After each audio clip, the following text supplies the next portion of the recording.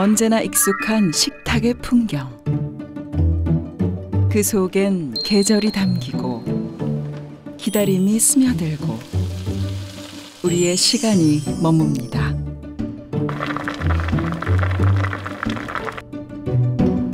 하루를 위로하며 힘을 얻는 소중한 자리, 식탁.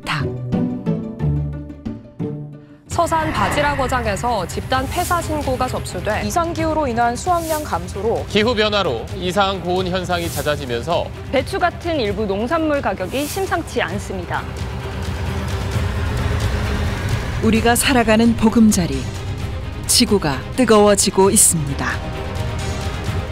기후가 아열대로 바뀌었기 때문에 기후 적합성을 완전히 잃었다 이렇게 볼 수가 있는 거죠. 우리 입맛에 딱 맞는 생산이 될 수 있는 작물들이 단 하나도 없어질지도 모르겠습니다.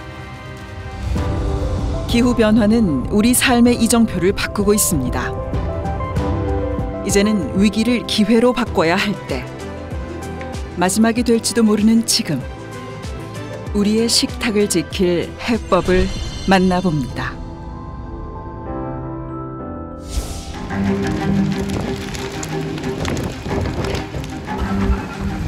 기후변화는 전 세계를 집어삼키고 있습니다. 유엔은 실시간으로 기후 붕괴가 일어나고 있다. 파멸로 가는 이 길에서 벗어나야 한다고 경고했는데요. 가뭄과 홍수, 폭염 같은 극단적 기후 현상으로 인해 인명피해와 경제적 손실이 증가하고 있습니다. 식량 산업도 영향을 받아 7억 명 넘는 인구가 기아를 겪고 식량을 섭취할 수 없어 사망 위험에 처한 인구는 3억 명에 가깝습니다. 그리고 매일 2만 5천 명 이상이 굶주림 끝에 사망합니다. 기후위기의 시한폭탄은 우리에게도 예외가 아닙니다.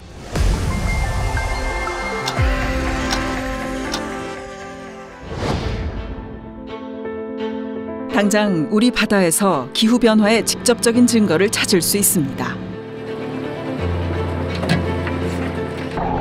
보령 앞바다에서 유명하던 낙지는 최근 잡기 어려운 어종이 됐습니다. 아, 오랜만에 낙지다. 낙지.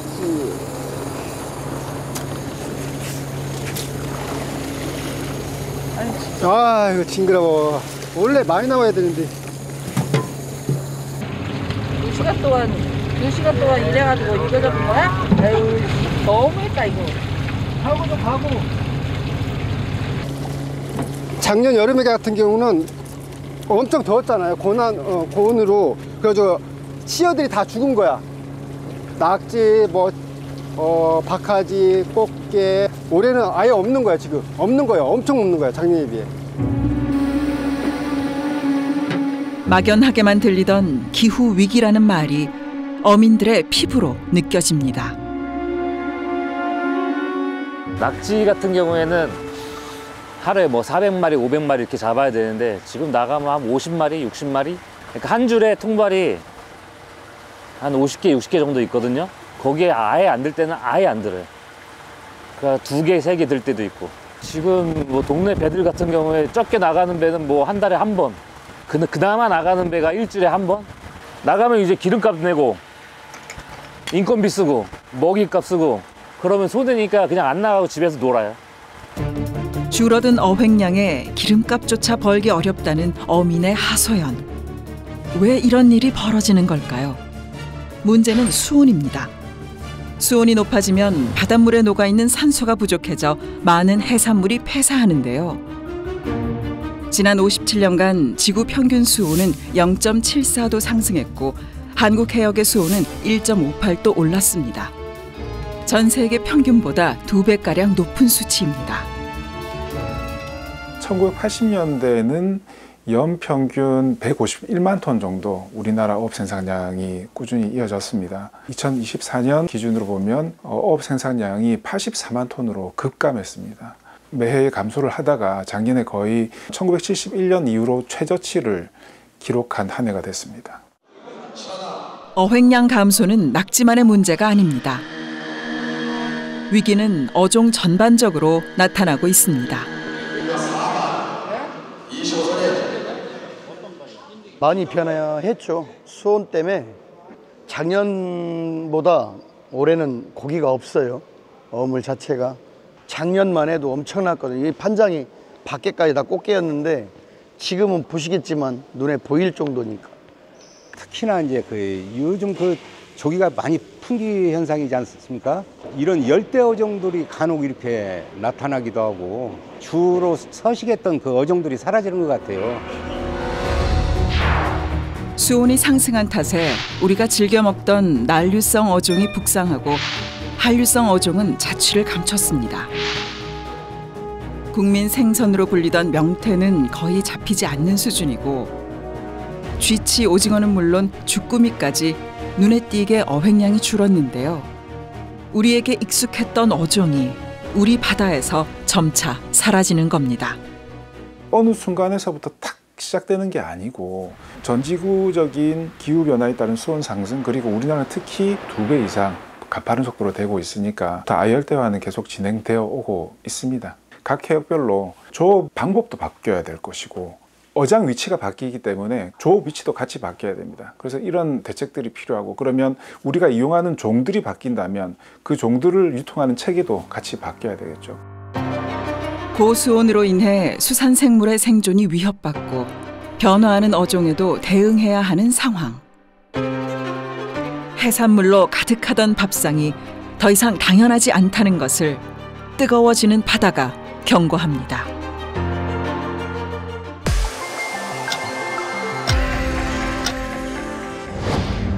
바다에서 나는 해산물만의 문제가 아닙니다.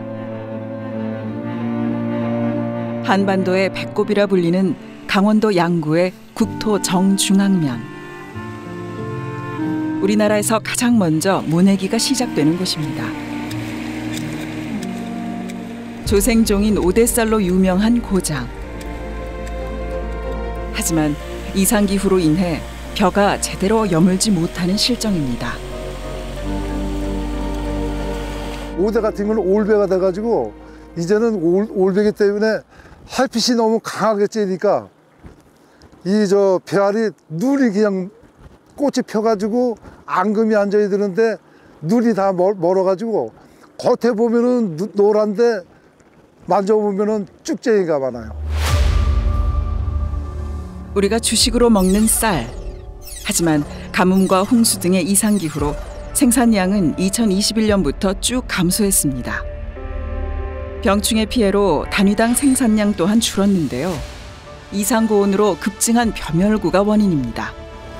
고온성 해충인 벼멸구의 개체수가 늘면서 2023년 1,046헥타르에 그쳤던 벼멸구 피해 면적이 2024년에는 34,140헥타르로 34배가량 증가한 겁니다. 벼가 무사히 있기를 바라는 농민의 마음이 무겁기만 합니다. 다른 농작물인 과일의 경우는 어떨까요? 마찬가지로 기후변화에 의한 문제를 겪고 있지 않을까요? 탄저라든가 여러 가지 충돌이라든가 이런 걸로 인해 가지고 어려운 점이 좀 많이 있었습니다. 향후 50년 뒤에는 강원도 일부 지역 외에는 사과가 안 될 것이다 하는 것도 있었고 그 여러 가지 이유로 해서 여기까지 오게 됐습니다. 경상북도는 국내 사과 생산량의 절반 이상을 차지하는 주산지입니다. 하지만 앞으로는 경상북도에서 사과가 나지 않고 강원도에서만 사과가 재배될 것으로 예측됩니다. 실제로 지난 10년 동안 강원도의 사과 재배 면적은 7배가량 증가했습니다. 다른 지역보다 기온의 일교차가 크고 열대야가 적다는 특징을 가지고 있습니다. 사과가 생육하는 데 있어서 불필요한 양분을 소모하는 것을 줄여주고요. 그리고 오로지 그 양분을 색을 내거나 과일을 키울 수 있는 데 쓰기 때문에 빨갛고 맛있는 사과를 생산할 수 있게 됩니다. 그리고 이러한 그 기온 상승 추세가 이어지게 되다 보면은 한 2070년도에는 강원도의 산간 일부 지방에서만 안정적으로 사과가 재배가 될 것으로 전망하고 있습니다. 대부분의 과일은 밤 기온이 낮아야 원활하게 호흡하며 당분을 저장합니다. 기후변화로 열대야가 길어지며 사과를 비롯한 주요 과일의 재배 면적은 감소하고 있는데요. 이 때문에 2024년 연간 농산물 물가는 10.4% 상승하기도 했습니다. 이런 추세가 지속된다면 10,000원으로 사과 한 알조차 먹지 못할 수도 있습니다.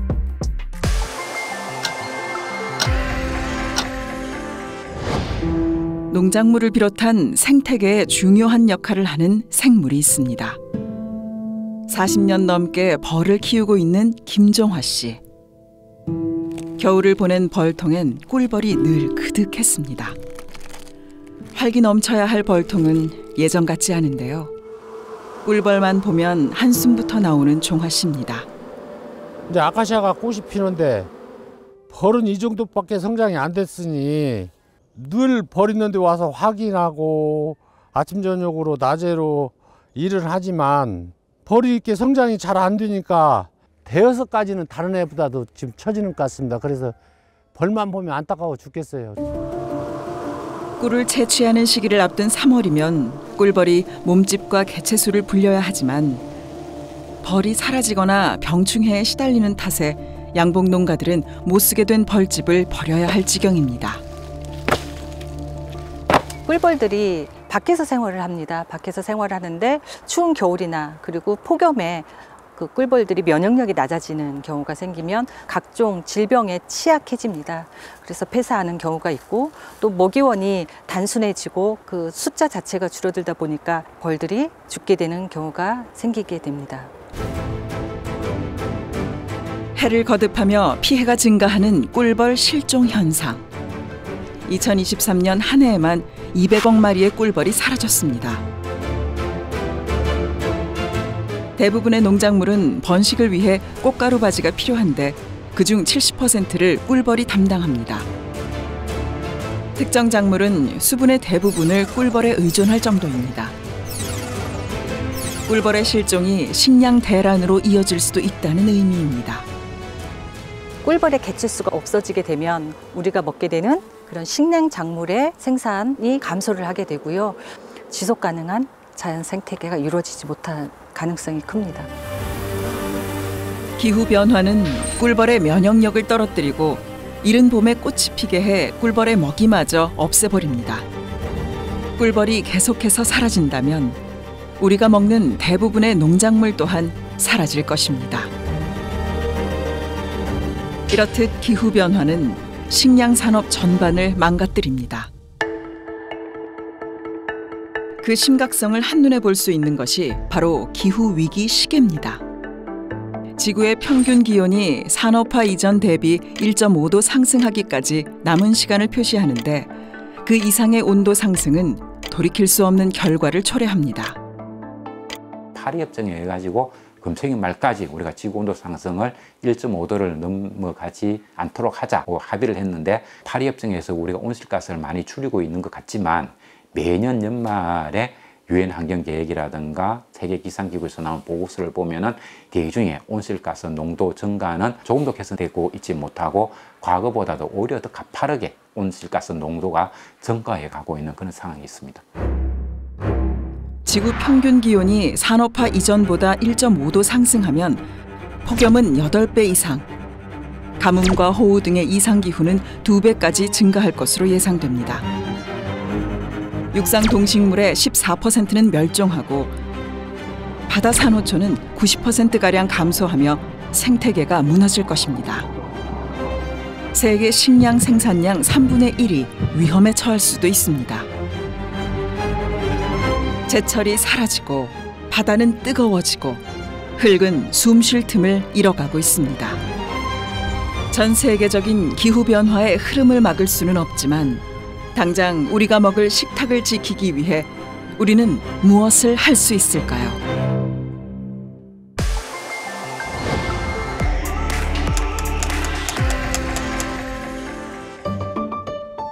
지난해 1인당 돼지고기 소비량은 30kg으로 닭고기와 소고기 소비량의 2배에 달합니다. 국내 소비자들은 육류 중 돼지고기를 가장 선호한다는 조사 결과도 나왔는데요. 충남 예산의 한 양돈장. 박계영 대표는 직접 설계한 이곳에서 돼지 2,000두를 사육합니다.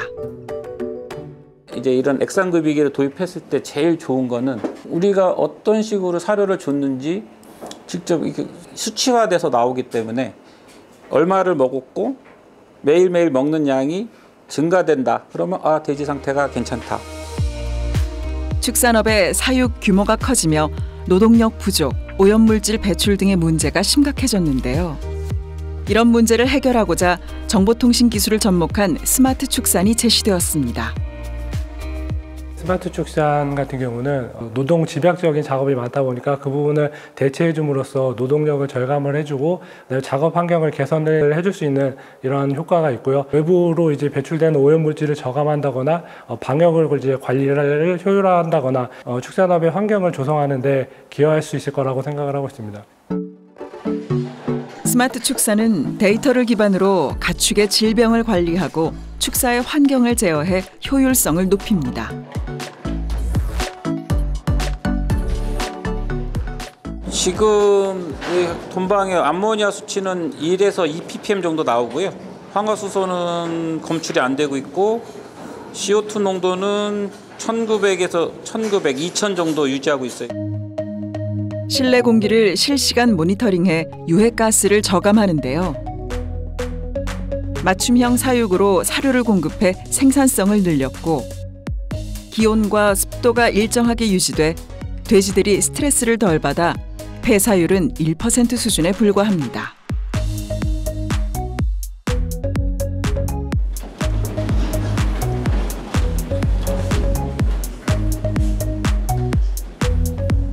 농장에 대한 부정적인 인식이 너무 강하다 보니까 보여지는 이미지 그런 거에 대해서 좀 많이 신경을 많이 썼습니다. 전에는 세동이었거든요. 돈과 동 사이를 옮기려면 돈사를 밖으로 나와서 이동을 해야 되고 그러다 보면 외부 접촉 감염에 대한 이제 우려도 있고 방역에 대해서 조금 놓칠 수 있는 부분이 있는데 돈사가 한 동으로 이루어져 있다 보니까 계절의 영향을 안 받아서 그런 거는 되게 장점이라고 생각합니다. 외부 환경의 변화에도 돼지를 안정적으로 사육할 수 있는 이곳에서 박계영 대표는 지속 가능한 축산업을 위해 도전합니다.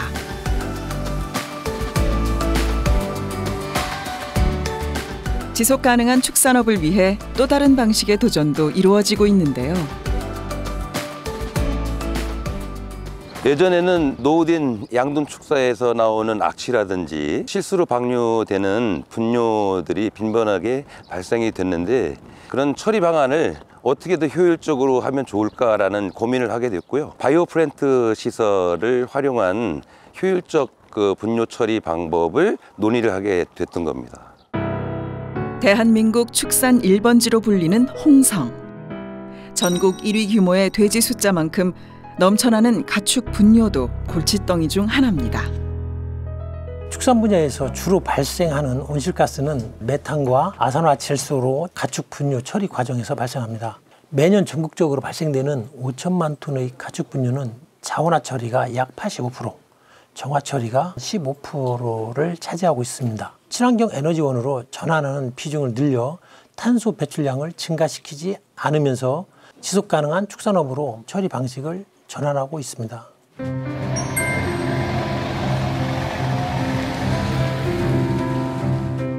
축산 현장에서 탄소 배출의 주 원인이 되는 가축 분뇨. 이를 효과적으로 처리하기 위한 대표적인 방법이 가축 분뇨 에너지화 사업인데요.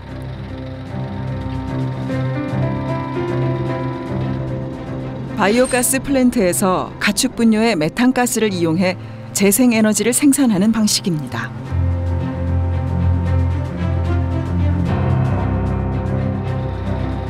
온실가스 중 하나인 메탄을 외부로 배출하지 않고 오히려 에너지원으로 사용하는 겁니다. 일단 축산 분야의 온실가스를 감축할 수 있는 효과가 있고 이걸 통해서 재생에너지를 만들어낼 수 있습니다. 악취, 온실가스 저감, 에너지 자립 이런 관점에서 이 시설을 하게 되었습니다. 시간당 한 250에서 300kW 정도의 전기를 생산을 합니다. 이 정도면은 우리 결성면에 있는 주민분들이 쓰시는 전기의 한 80%는 충당할 수 있는 전기량이에요. 기후변화가 심해질수록 에너지 수요는 늘어납니다. 그러면서 농촌 안에서 스스로 에너지를 생산을 해서 여기에 대응하려고 하는 노력이 같이 필요하다고 봅니다. 기후변화에 미치는 영향을 최소화하는 것이 축산업의 최우선 과제입니다. 스마트 축사. 그리고 바이오가스 플랜트를 통해 지속 가능한 식량 산업으로 자리 잡는 것. 그 가능성을 확산해 나가는 도전이 충남에서 펼쳐지고 있습니다. 충남과 맞닿은 서해안에서는 어떤 도전이 이루어질까요? 바닷물이 물러나고 갯벌이 그 품을 내어줍니다. 충남 서산과 태안에 걸쳐 길게 펼쳐진 가로림만. 지난해 고수온의 아픔을 겪은 곳이기도 한데요. 바다를 삶의 터전으로 삼으려는 예비 귀여인들이 가로림만에 발을 내딛습니다. 자연이 주는 선물이다라는 생각으로 1차 생산을 생각했고요. 환경 변화나 이런 것 때문에 이제 수산물도 그렇고 농작물도 그렇고 이제 수확이 점점 어려워지고 해서 양식을 많이 하고 이제 이런 거 이제 배워 나가고 있는 상황입니다. 이쪽 태안 쪽 가로림만이라고 하더라고요. 여기가 여기만 해도 바지락이 80% 폐사했대요. 저희 귀학교에서도 그 강한 종자랑 이런 거 개발하신다고 막 견학하고 이랬거든요. 이제 잡는 어업에서 키우는 어업으로 이렇게 많은 변화가 있을 거라고 하더라고요. 바지락은 서해안 폐류 생산량의 80% 이상을 차지합니다. 서산시의 중앙어촌계도 바지락으로 생계를 꾸리는 마을인데요. 나이 들어가는 어촌이지만 귀여를 준비하며 어업에 대한 희망을 놓지 않는 젊은이들이 있어 새로운 가능성을 봅니다. 최근에 이제 느끼는 게 어르신들은 늙어가고 바다는 내어주지 않고 그래서 지금 우리 기여인들도 젊은 사람으로 받아서 어촌이 소멸되지 않고 기후 변화가 와도 좀 이어나갈 수 있는 그런 활기찬 마을을 만드는 게 제 숙제입니다. 뜨거워지고 나이 드는 바다. 하지만 어민들은 다시금 희망을 캐려 합니다. 희망을 잃지 않은 어민들을 위해 충남수산자원연구소도 힘을 보탭니다. 지난해 충청남도에서 발생한 바지락 폐사 피해 면적은 3,200여 헥타르. 도내 전체 바지락 양식장의 60%에 달하는 규모인데요. 고수온에도 버틸 수 있는 바지락 품종이 시급한 상황입니다. 여기 있는 개체는 저희가 고수온 내성 바지락을 개발하기 위해서 충청남도 여러 곳곳에 모패들을 지금 확보한 상태이고요. 유전자 분석을 통해서 어느 지역의 바지락이 고수온에 강한지 분석을 할 예정이고요. 그 지역이 선정이 되면 해당 지역의 모패를 확보를 하고 그 중에서도 강한 개체들만 생산을 하면 그 치패들이 고수온 내성 바지락이라고 저희는 칭하고 있습니다. 30도 이상의 수온이 9일 이상 지속되면 바지락의 면역력이 약해져 폐사 위험성이 증가합니다. 이를 막고자 유전자 분석 기법을 통해 새로운 육종을 연구 중입니다.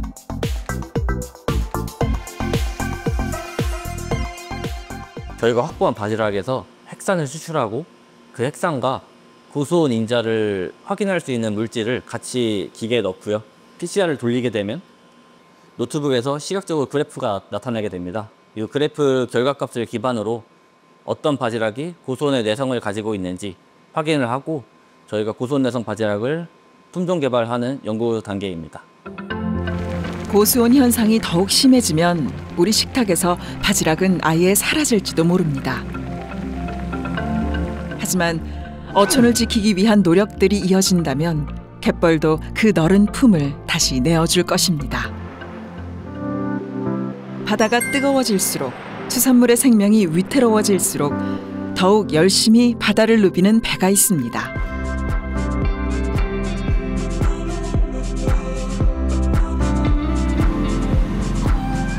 저희 충남 나누리호는 고수온이나 적조, 해파리 등 점차 심화되는 해양재해에 대응하기 위해서 충남권 전 해역을 대상으로 예찰 업무를 수행하고 있습니다. 천수만이라는 해역이 물의 순환이나 물의 흐름이 잘 원활하게 이루어지지 않기 때문에 양식장 어민분들 대상으로 적조 위험 시기라는 것을 미리 사전에 아실 수 있도록 전파하는 역할을 하고 있습니다.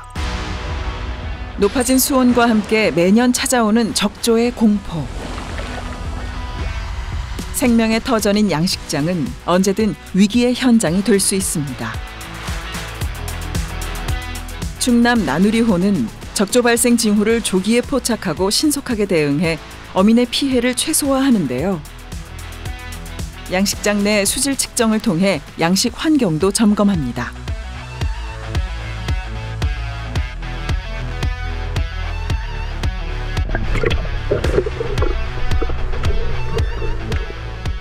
이 장비는 수질 측정 장비인데요. 이 장비를 밑으로 수면하로 내리게 되면 산소 포화도, 염도, 수온 등을 통계화해서 전산 데이터가 됩니다. 그래서 이걸 토대로 저희가 이 양식장에 사는 생물들이 적합한 환경이 유지되고 있는지 그것을 확인하기 위한 절차입니다. 수질을 측정하는 동안 질병관리팀은 양식장 내 수산 생물을 확보합니다. 충청남도의 양식장들을 정기적으로 방문해 수산 생물을 직접 감정하는 건데요. 주요 장기를 관찰해 고수온으로 인한 질병 여부를 즉석에서 확인합니다.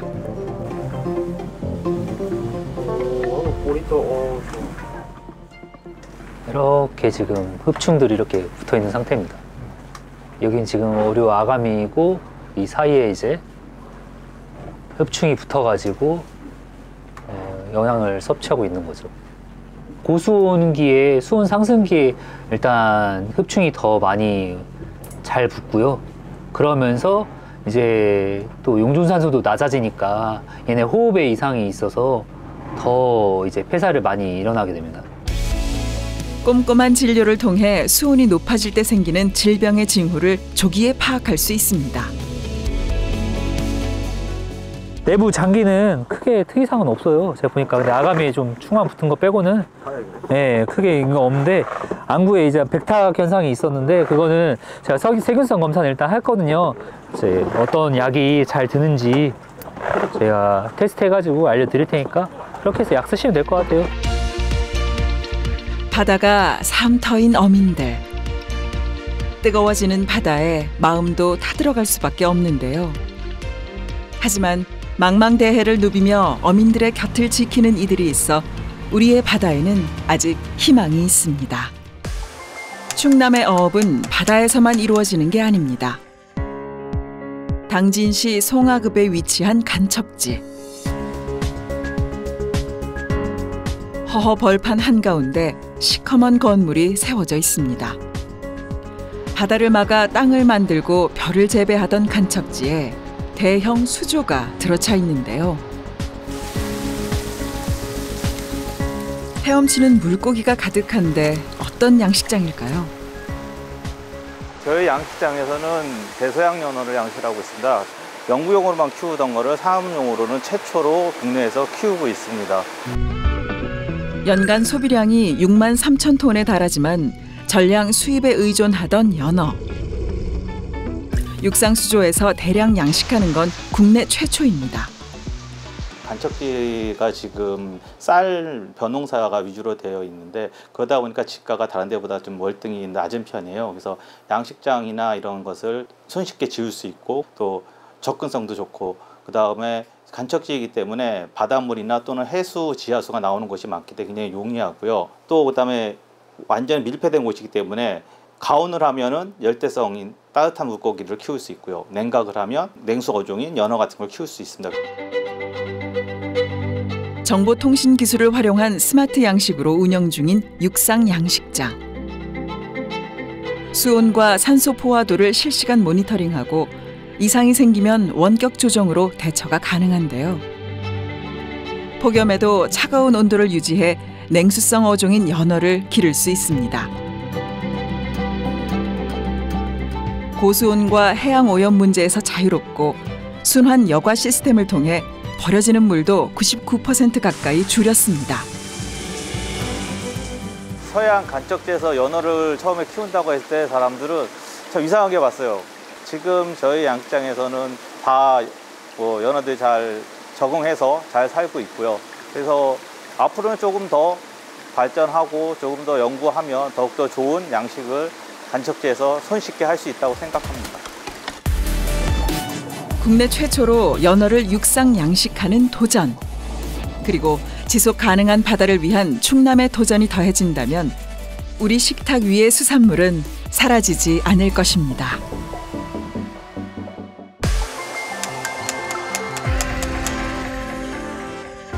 농업 분야에서는 어떤 도전이 이루어질까요? 350평 규모의 널따란 시설 하우스가 있는 강창호 씨의 일터입니다. 푸릇한 쌈채소들이 눈길을 사로잡는데요. 대학 교직원으로 근무하다 귀농한 지 3년. 강창호 씨 부부는 무엇을 계기로 농업에 도전하게 되었을까요?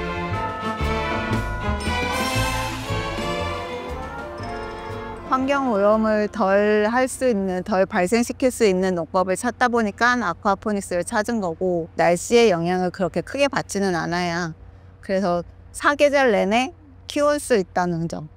사람들은 사람과의 관계 속에서 성장하고 발전하듯이 물고기와 채소가 함께 공존하면서 함께 성장하고 있다라고 하는 농법이라 좀 매력을 좀 느꼈고요. 아쿠아포닉스는 물고기 양식과 수경 재배가 결합된 합성어입니다. 물고기 양식에서 발생하는 배설물을 통해 식물을 수경 재배하는 방식인데요. 양식 수조에서 식물이 자라는 베드로 이동한 물에는 암모니아가 가득합니다. 이것이 미생물에 의해 분해되며 식물에게 필요한 양분으로 전환되고, 식물은 영양분으로 성장하는 동시에 물을 정화해 물고기가 살 수 있는 환경을 조성합니다. 아쿠아포닉스는 물 부족 국가에 절대적으로 필요한데요. 물고기와 채소, 미생물이 공생하는 순환형 농법의 장점을 가지고 있습니다. 물고기를 양식하는 데 필요한 양식수를 대폭 절감할 수 있고요. 그다음에 이제 작물 재배 측면에서는 관행의 화학 비료를 사용하지 않고도 친환경적으로 유기작물을 생산할 수 있다는 점이 가장 큰 장점이라고 할 수 있습니다. 아쿠아포닉스로 재배한 채소는 물고기의 유기물이 비료 역할을 하기 때문에 질소 함유량이 적어 자연 상태에 가깝고 신선도를 오래 유지할 수 있습니다. 하지만 이런 도전에는 어려움이 뒤따르기 마련입니다. 가장 큰 난관은 실제로 토경 재배에 비해서 시설을 만드는데 굉장히 많은 이제 비용들이 좀 들어가는 건 사실입니다. 일반 수경 재배 시설과 양어 시설을 같이 넣어야 되기 때문에 초기 자본을 이제 확보를 하는 게 좀 어려웠고요. 이 식물과 물고기에 공통적으로 들어가는 물, 채소하고 물고기에게 공통적으로 맞춰가는 것, 이 작업이 굉장히 좀 중요하고 어려운 일입니다.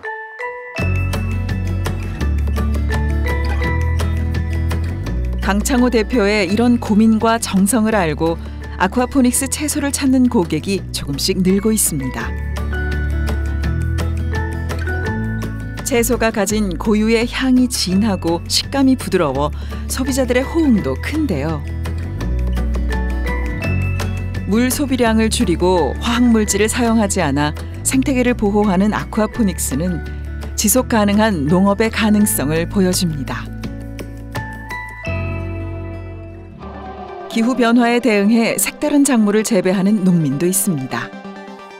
우리 농촌의 미래를 이끄는 또 한 명의 도전자, 청년 농부 정진혁 씨입니다. 매일 아침 시설 안의 농작물을 점검하며 하루를 시작하는데요. 어떤 종류의 작물을 재배하고 있을까요? 바질은 우리가 흔히 알고 있는 허브 종류 중에 하나고요. 그리고 오크라는 아직 한국에서는 많이 이제 익숙하지는 않은 채소류기는 한데, 한국 빼고는 모든 나라가 다 먹는다라고 할 정도로 굉장히 세계적으로는 흔한 채소고요. 그래서 아열대 작물이기 때문에 우리나라 기후가 이제 아열대 기후로 이제 변화되고 있다 보니까 점점 많이 찾는 추세입니다. 오크라는 아프리카가 원산지로 고온에 강한 아열대 채소입니다. 오크라를 비롯한 아열대 작물의 재배 면적은 가파르게 상승하고 있는데요. 월 평균 온도 10도 이상인 달이 8개월 이상이 되고, 그 다음에 가장 추운 달에 월 평균 온도는 18도보다 낮을 때 아열대라고 이야기를 합니다. 그렇게 보면은 이미 우리나라는 기후는 이미 아열대로 다 바뀌었구나. 그러면 온대에서 아열대로 바뀌어갈 때 그런 작물 변화를 이렇게 이어가기 위해서는 노지 재배보다도 시설 재배의 영역을 갖다 많이 확대해 갈 수밖에 없다. 아열대화되어가는 충남에서 2천여 평 농장에 아열대 작물을 기르는 정진혁 씨. 9개 동을 스마트팜으로 운영하며 작물 또한 안정적으로 관리합니다. 각종 센서를 통해 농장을 실시간 모니터링하고 이상 현상에는 빠르게 대처할 수 있습니다. 우리나라의 경우에는 영세농, 소규모 농이 주를 이루고 있어서 농업을 규모화하기 굉장히 어려운 상황에 처해 있습니다. 그래서 이런 기후변화의 상황 속에서 작물을 보다 안정적으로 생산해내고 공급할 수 있는 그런 대안의 하나로서 스마트팜에 대한 관심이 고조되고 있습니다. 작은 변화에도 민감한 기후위기 시대. 스마트팜은 어려움을 겪는 농민의 훌륭한 대안이 되어주는데요. 기르는 사람, 먹는 사람, 그리고 지구의 건강을 위해 유기농법을 고집하는 정진혁 대표. 그의 농업은 지속 가능한 미래를 꿈꾸고 있습니다. 이 시설 재배지 내에서 이 작은 공간 안에서도 이제 생태계가 형성이 되는 게 눈에 보였어요. 제가 투입한 적도 없던 천적들이 활동을 하면서 해충을 알아서 잡아주고, 그리고 토양이 개량이 돼서 어떤 작물을 심어도 점점 건강하게 자라나고 자연에 대응할 수 있도록 점점 좋아지는데, 유기농업이 우리나라 전체로 확대가 된다면 정말 좋겠다라는 생각이 들어서. Last year's Korean summer is so hot, so it makes people sick. There's other also like the seasonal workers in the Philippines died working in Korea because it's so hot under the greenhouse. These days, the global climate change is so concerning. So we need to take action to that. So we need to start planting organically, and then we have to start planting a lot of trees so that we can prevent the other crucial things that gonna happen in the future. 아열대 작물을 재배하며 기후 변화에 적응하는 한편 유기농법으로 생태계의 회복력을 지키려는 정진혁 씨의 도전. 기후 위기에도 식탁을 지킬 수 있다는 것을 증명하고 있습니다.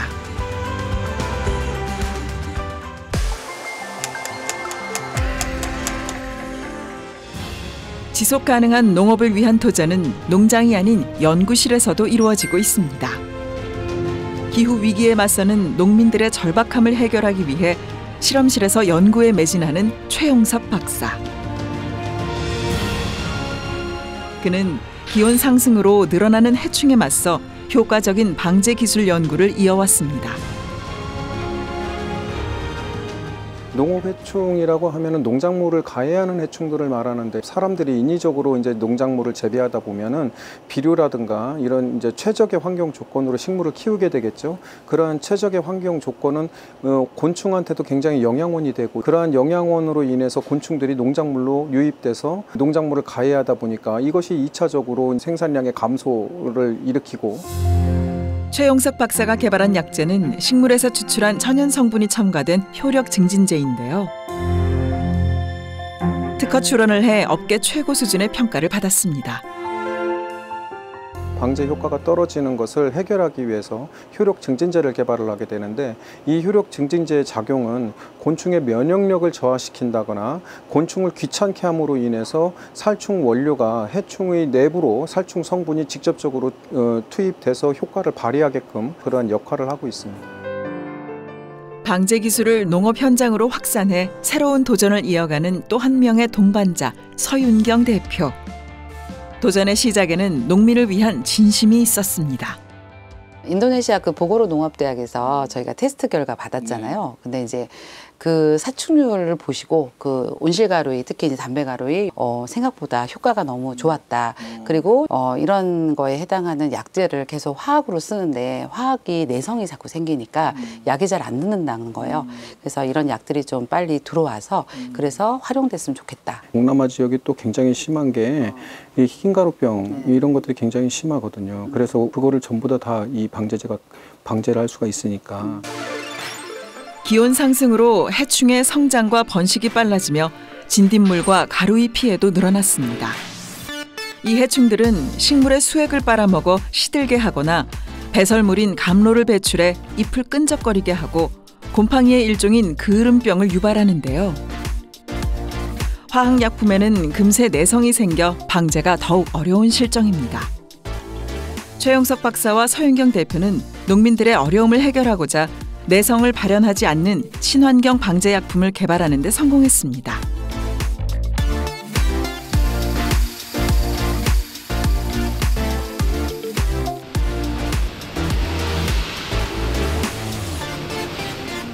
이 오이 농장은 친환경 방제약품의 효과를 톡톡히 보고 있는데요. 저희가 작년에는 8동 중에 2동 정도는 녹균병이 오는 정도 편이었는데 올해는 아직까지는 한 번도 안 와서 정말 좋은 것 같아요. 해충의 방제는 물론 사용하는 농민의 부작용도 없어졌습니다. 오이는 계속 찢기도 해주고 젖순도 따주고 해야 되는데 그걸 하다 보면 그 약을 친 날은 얼굴이 확 화끈거리고 막 따갑고 그랬어요. 근데 요즘에는 그런 게 없어서 좋은 것 같아요. 지속 가능성이 높은 농업이라고 하면 결국은 자연과 비슷한 형태로 농업이 이루어진다라고 하는 겁니다. 예를 들어 가지고 비료나 상해 살충제, 살균제 같은 이런 우리가 통상적으로 농약이라고 하든지 화학비료라고 하는 것들을 줄이는 것이 하나의 방법일 거고요. 특히 농업이라는 부분들은 식량을 담당하고 있기 때문에 생산성과 지속성을 같이 밸런스를 맞추는 평형을 맞추는 방향으로 진행이 되어야 합니다. 그러니까 미래 농업이라는 부분을 저희가 생각할 때 가장 중요한 거는 현실에 맞는 실용화가 돼야 된다는 것이 제 생각이거든요. 농약만큼 좋은 효과를 발휘하면서 생태계에도 안전할 수 있는 그런 것들, 탄소 중립이라든지 아니면 기후변화에 대처하는 방법으로 계속 좀 노력하는 것이 하나의 숙제 그리고 일이 아닐까라는 생각이 듭니다. 화학약품의 단점을 보완하며 온실가스 저감에 노력하는 손길들. 농작물과 사람, 나아가 환경을 살리기 위한 도전입니다.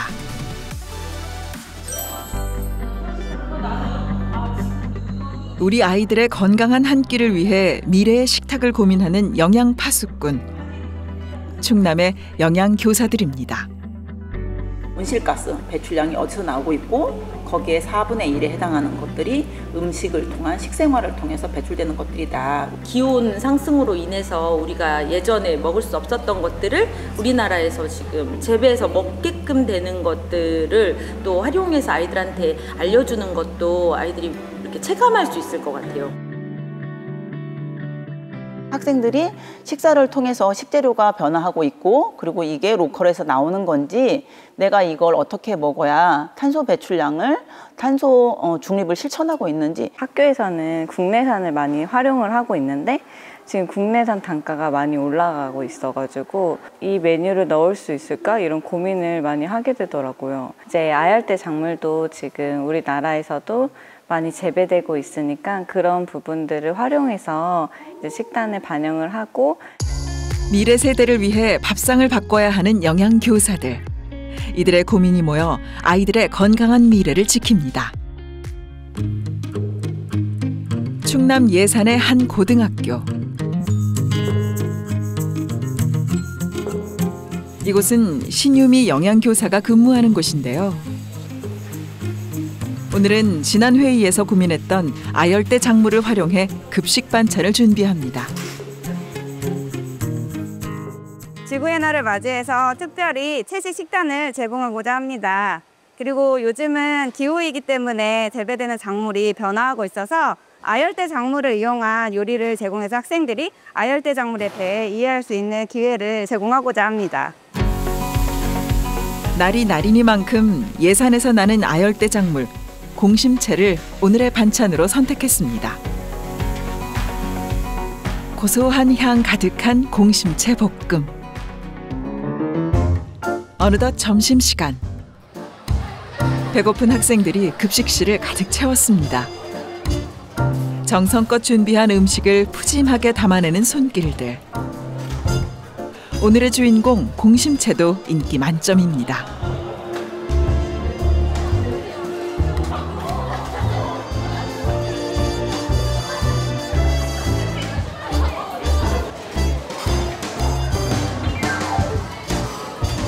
아열대 작물이든 아니면은 현재 저희 나라에서 자라는 작물이든 전부 다 맛있어서 다 잘 먹을 수 있을 것 같아요. 생각보다 이런 나물 같은 것도 평소에 많이 먹어보기는 힘들고 접하기 힘들다 보니까 가끔 이렇게 나오면은 많이 알기도 좋고 지구의 날이라는 거에 대해서 좀 알 수 있을 것 같아요. 지구의 날을 맞아 학생회에서도 캠페인을 준비했는데요. 미래 식탁을 예측하고 학생들이 지구를 지키기 위해 스스로 실천할 수 있는 방법은 무엇인지 미래 세대가 앞장서서 고민하는 모습입니다. 학생들이 이렇게 캠페인을 할 때 본인들이 왜 이걸 준비했는지 정확히 잘 알고 있더라고요. 이제 어쨌든 적응을 해야 되는 시대니까요. 거스를 수 없고 적응을 해야 되니까 이런 활동들이 계속해서 많이 널리 퍼졌으면. 다회용기 사용을 권장하는 캠페인도 함께 진행됐는데요. 기후위기 시계를 늦추기 위한 도전은 작은 실천부터 시작된다는 것을 학생들이 직접 느껴봅니다. 지구의 날 캠페인을 통해서 환경을 조금 더 생각해보는 계기가 된 것 같아요. 그래서 이 캠페인 말고 집에서 제가 생각해봤을 때 환경을 생각해서 할 수 있는, 제가 제 스스로 실천할 수 있는 일을 한번 실천해볼 수 있지 않을까. 학생들에게 이런 경각심을 줄 수 있다는 것 자체가 굉장히 뜻깊은 행사인 것 같고요. 지금은 이런 간단한 질문으로 끝났지만 앞으로는 좀 더 심도 있는 질문으로 학생들에게 이런 경각심을 줄 수 있는 행사를 진행하도록 노력하도록 하겠습니다. 식생활 같은 거를 잘 관리를 해서 음식 쓰레기를 줄이고 또 이제 여러 번 사용할 수 있는 용기를 사용하는 거, 예를 들어서 뭐 종이컵을 대신에 텀블러를 사용한다든지 이런 방식으로 이제 우리가 생활을 한다고 하면 아주 작은 노력이긴 하지만 이런 것들이 모여서 큰 어떤 기후 위기들을 좀 극복할 수 있는 어떤 중요한 전환점이 되지 않을까. 오늘 우리 하는 동아리 활동은 지속 가능한 식생활 우리 동아리 활동 중에 미래 식탁을 만들어 보는 거야. 요리 실습이 이루어지는 가정실. 기후 동아리 학생들은 매주 머리를 맞대고 지속 가능한 식생활을 고민합니다. 무엇을 어떻게 먹을지 회의한 결과 아열대 작물인 공심채와 아스파라거스를 활용해 파스타와 김밥을 만드는데요. 다른 친구들의 관심이 부담스러울 만도 한데 제법 그럴싸한 음식을 완성합니다. 지속 가능한 식탁은 거창한 이론이 아니라 우리의 실천에서부터 비롯된다는 사실. 직접 미래 식탁을 만들며 배워봅니다. 학생들이 만든 미래 식탁. 모두 맛있게 먹는 모습인데요.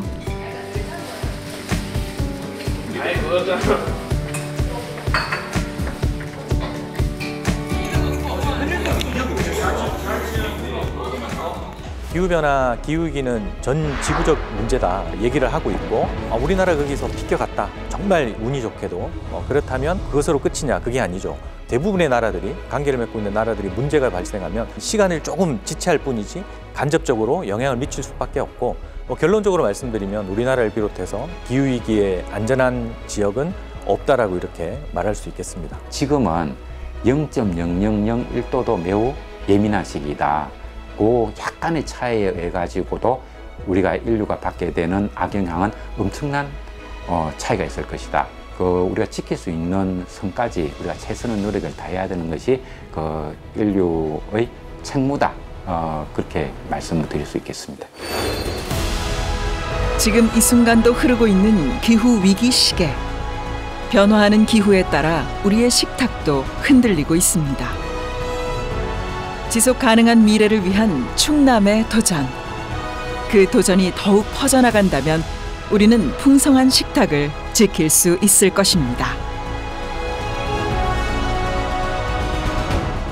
지구가 많이 아픈데요.